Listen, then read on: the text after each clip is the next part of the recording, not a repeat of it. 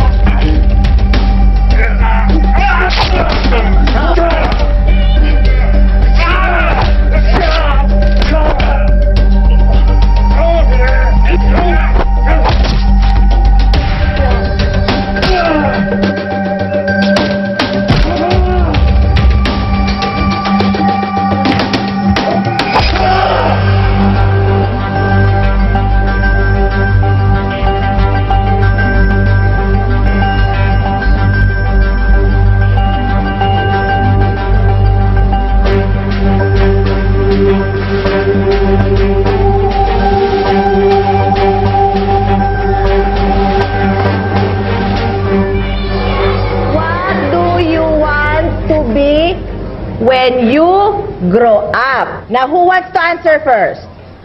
Yes, Albert. When I grow up, I want to be a famous actor.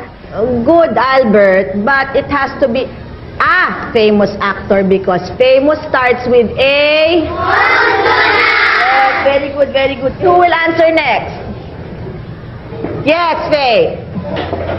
When I grow up, I want to be the president of the Philippines.